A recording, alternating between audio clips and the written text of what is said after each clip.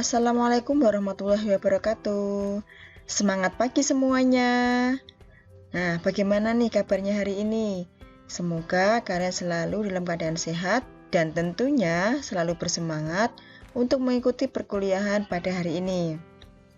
Tidak terasa kalian sudah pada semester genap ini. Nah, salah satu mata kuliahnya ada strategi pembelajaran PAI. Tentu mata kuliah ini nanti merupakan mata kuliah yang wajib kalian ambil. Oke, untuk pertemuan pertama kita masih kontrak belajar ya, jadi belum ada materi yang akan disampaikan pada hari ini. Nah, biasanya nih di awal pertemuan kita selalu kenalan dulu, walaupun mungkin di antara kalian sudah ada yang pernah bertemu atau mungkin kenal dengan saya. Nah, kita awal dengan perkenalan dulu ya. Nama saya Dewi Agustriani MPDI. Nanti bisa dipanggil Bu Dewi, bukan Bu Agus ya, jadi Bu Dewi. Nah, tempat tanggal lahir Tulungagung 17 Agustus 1990. Alamatnya saya asli Tulungagung. Emailnya ini Dewi Agustriani 1990@gmail.com. Jadi nanti kalau misalkan ada tugas-tugas yang harus dikirimkan lewat email, emailnya ini bisa dicatat atau mungkin nanti bisa dilihat lagi videonya ya. Kalau mau mampir ke Tulungagung silahkan, misalkan main ke Tulungagung, mampir ke rumahnya Bu Dewi. Nah, pintu terbuka untuk kalian yang mau mampir ke rumah ya. Selanjutnya untuk deskripsi mata kuliah, jadi perkenalan dulu dengan mata kuliahnya.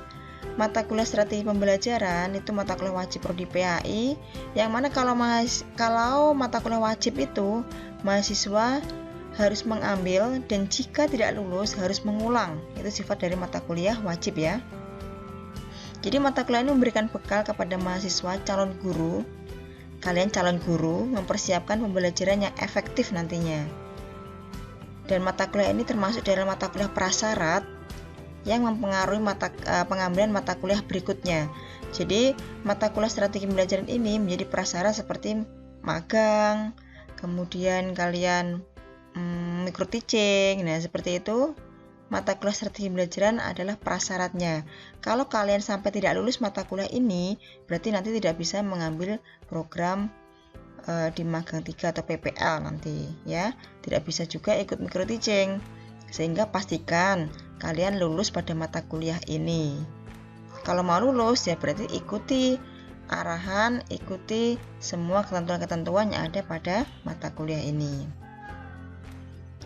Nah, uraian materi pada mata kuliah ini meliputi berbagai cara yang digunakan guru dalam mengajar seperti implementasi PAIKEM, cooperative learning, CTL, contextual teaching and learning, kemudian nanti ada scientific learning dan sebagainya. Mata kuliah ini memiliki beban atau bobotnya 2 SKS ya. 2 SKS itu durasi waktu pembelajarannya 100 menit tatap muka, 120 menit tugas mandiri, dan 120 menit tugas terstruktur. Itu karena kalian pada kurikulum KKNI.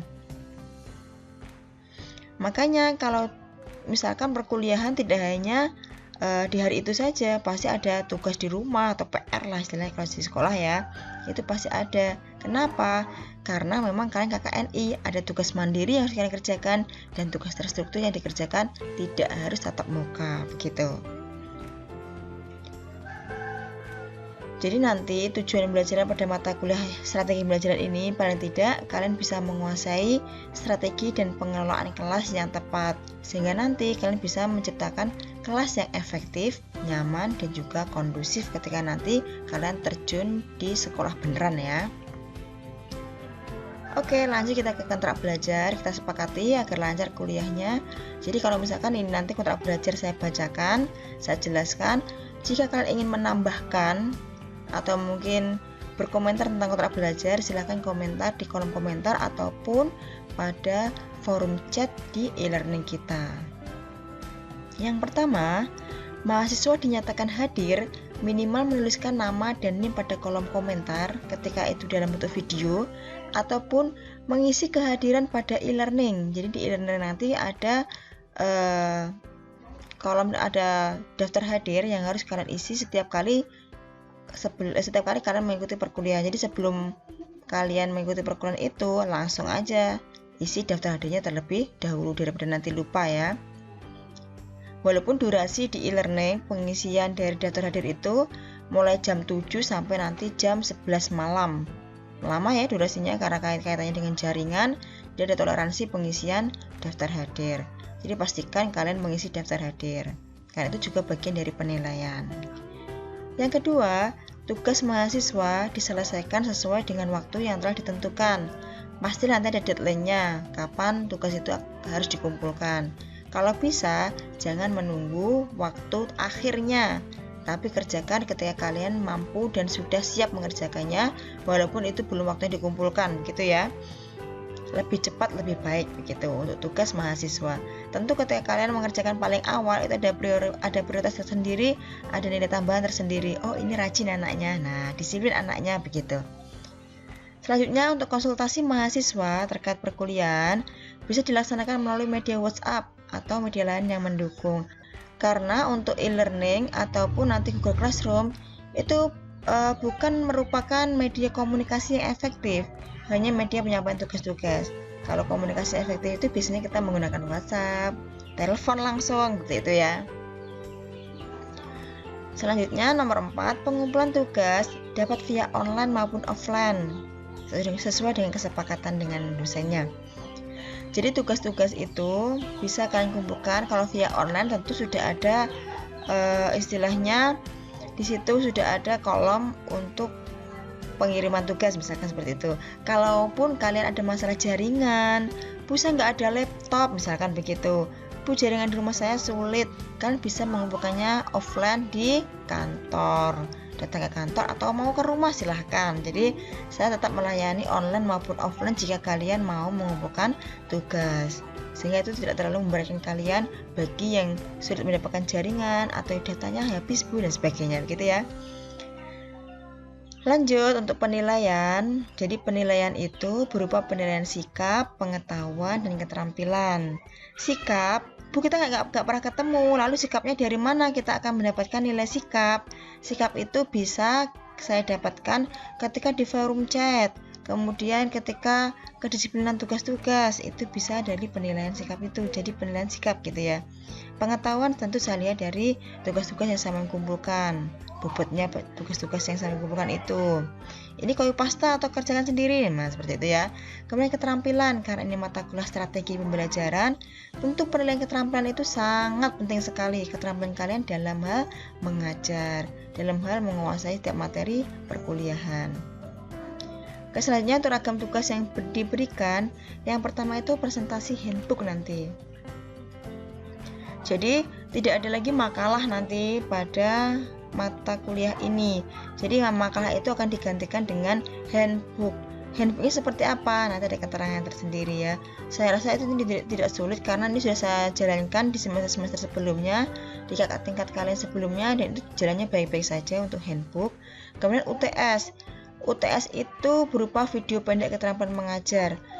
Video pendek, jadi hanya keterampilan mengajar. Misal, contohnya gini, saya berikan coba kalian membuat video pembelajaran bagaimana membuka pelajaran, hanya membuka pelajaran saja. Jadi UTS-nya yang seperti itu.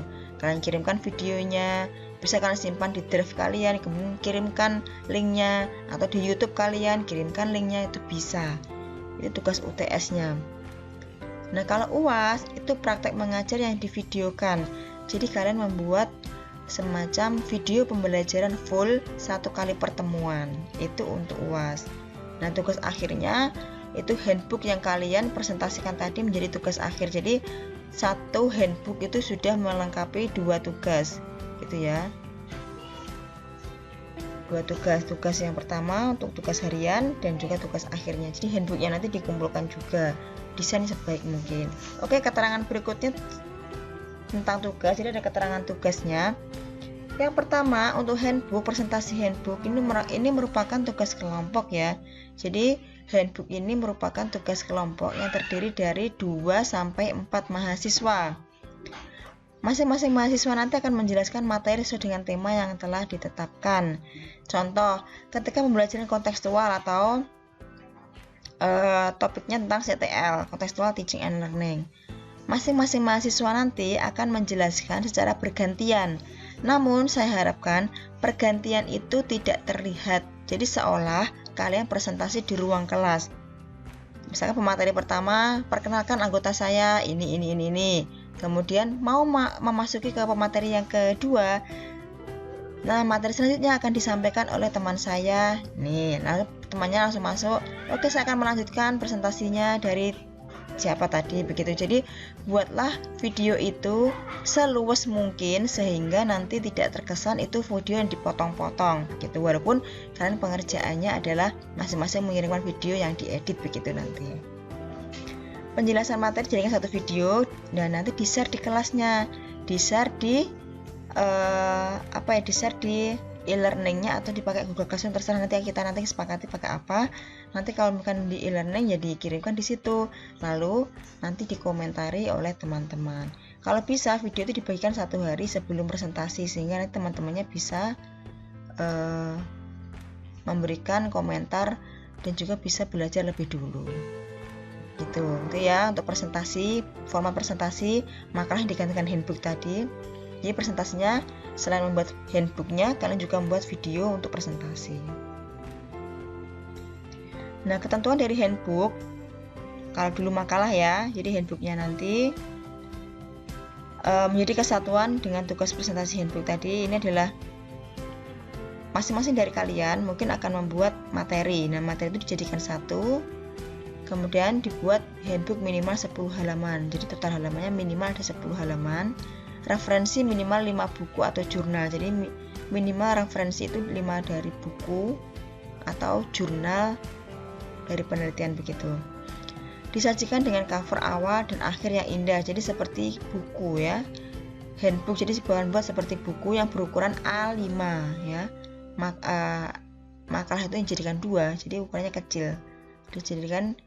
Disajikan dalam cover awal dan akhirnya yang indah dan dikumpulkan pada link drive yang akan diberikan atau bisa kalian kumpulkan melalui link drive-nya kalian.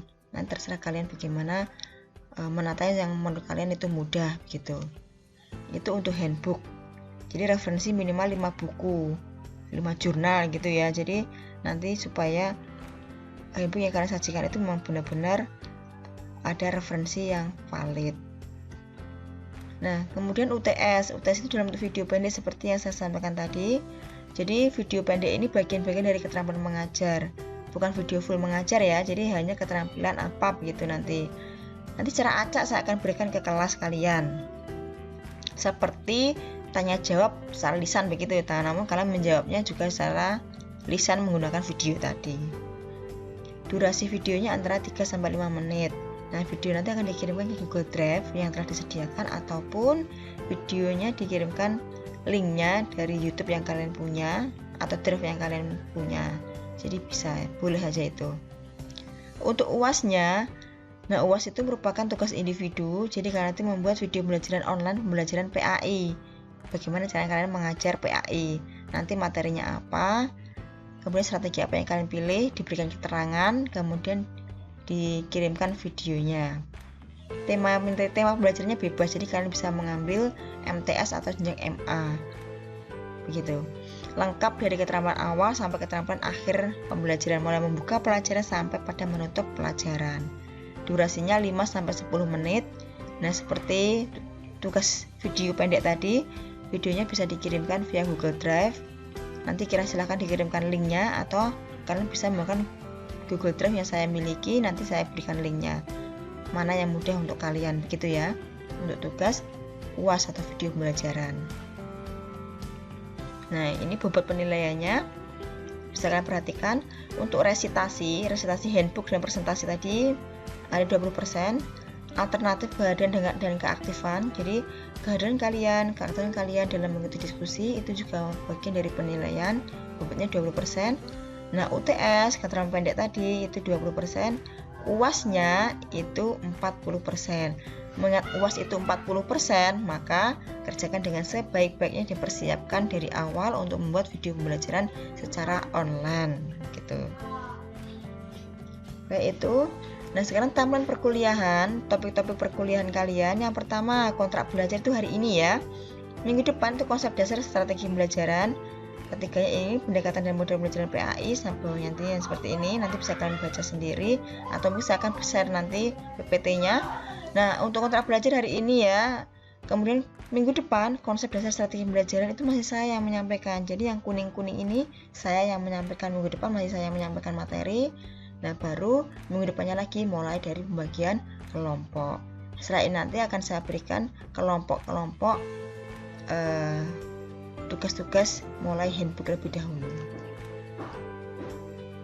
Ini ada 16 kali bertatap muka, 16 kali pertemuan untuk kita, sama seperti periode sebelumnya atau semester-semester berikutnya 16 kali tatap muka ya.